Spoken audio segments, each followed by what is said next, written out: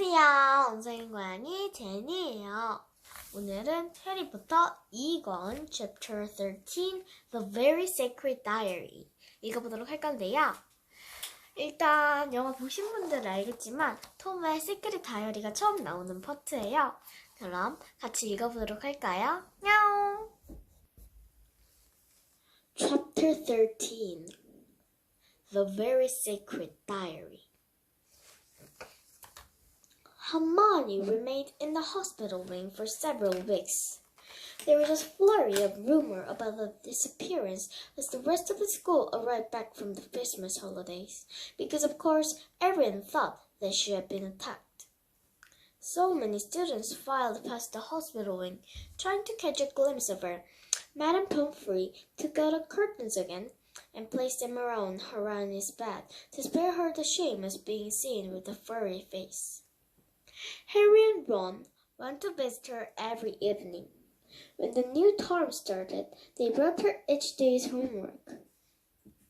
"If us diary whiskers aren't take a break from work," said Ron, tipping a speck of books on Hermione's bedside table one evening. "Don't be silly, Ron. I've got to keep up," said Hermione briskly.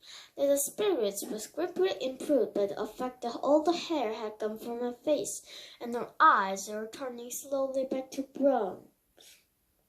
"I don't suppose you got any new leads," said she added in a whisper, so that Madame Pomfrey couldn't hear her. "Nothing," said Harry grimly. "I was so sure it was Malfoy," said Ron for about the 100th time. "What's that?" said Harry, wanting something gold sticking on the Hermione's pillow.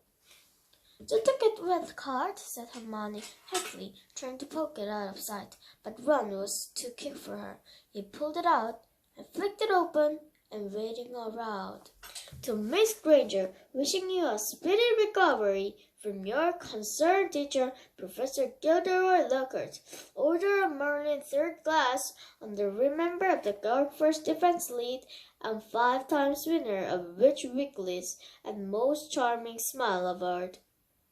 Ron looked at Hermione, disgusted. "You slept with this under your pillow?" But Hermione was spared answering by Madame Pomfrey sweeping over with the evening dose of medicine. "It's Lockhart, the smartest poke I ever met, or what?" said Harry as her dormitory and started up the stairs towards Gryffindor Tower. Snape had given them so much homework. Harry thought he was likely to be in 6th year before he finished it. Ron just saying he wished he had asked Hermione how many red tails you were supposed to add to a hair-raising potion, when the angry outburst from the floor above reached their ears. "That Filch," said Harry muttered, as Harry hopped the stairs and paused out of sight, listening hard.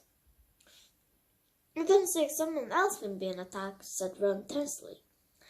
They stood still. They had inclined towards Filch's voice, which sounded quite hysterical. "Even more work for me. Mopping all night like I haven't got enough to do. No, this is a final straw. I'm going on Dumbledore." His footsteps receded, and they heard a distant door slam. They poked their heads around the corner.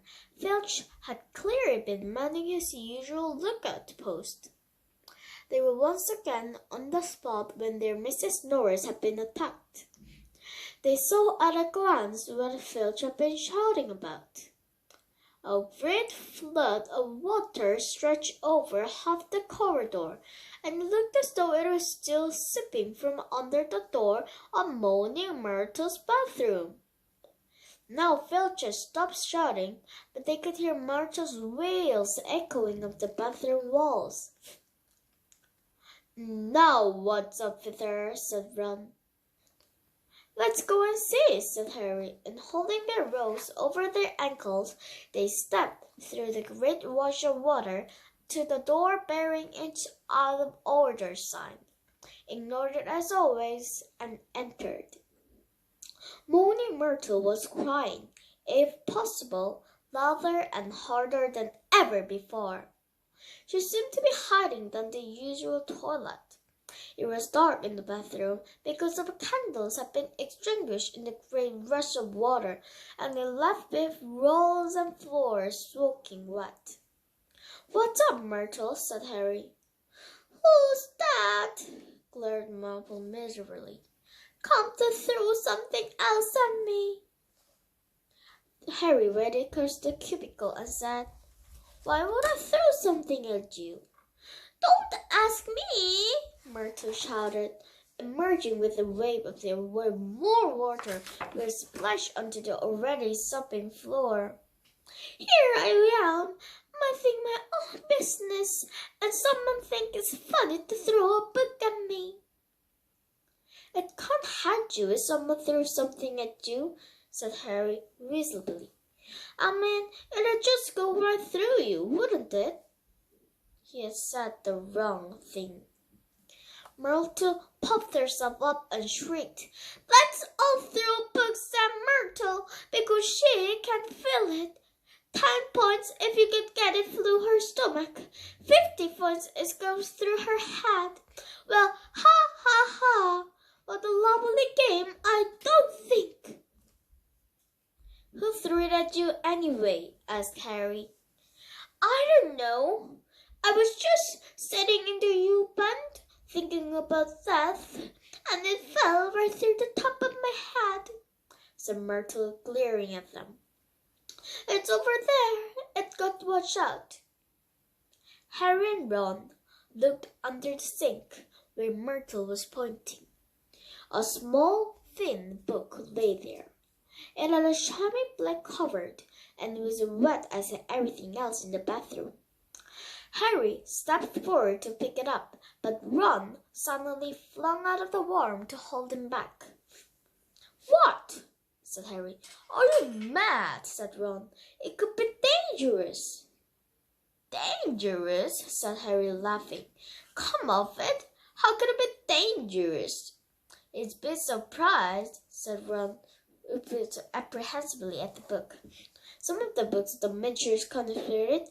Dad's told me there was one that burned your eyes out.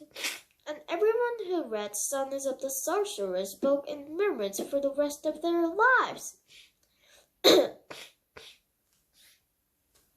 Never stopped reading. We stopped to wander around with his nose in it, trying to do everything one-handed. And, all right, I've got the point," said Harry. The little book lay on the floor, nondescript and soggy. "Well, we won't find out unless we look at it," said Sam. He dug round Ron and picked it off the floor. Harry saw at once that it was a diary, and the faded ear on the cover told him it was 50 years old, and he opened it eagerly.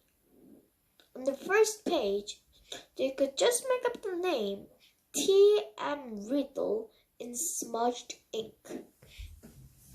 "Hang on," said Ron, who had approached cautiously and was looking over his shoulder.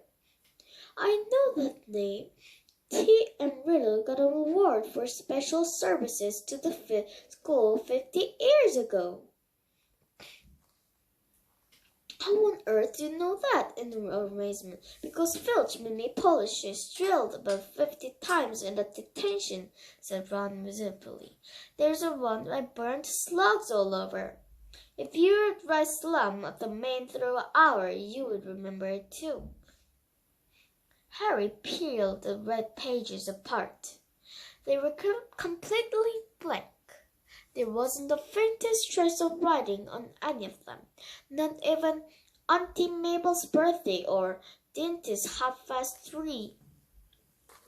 "You never wrote on it," said Harry, disappointed.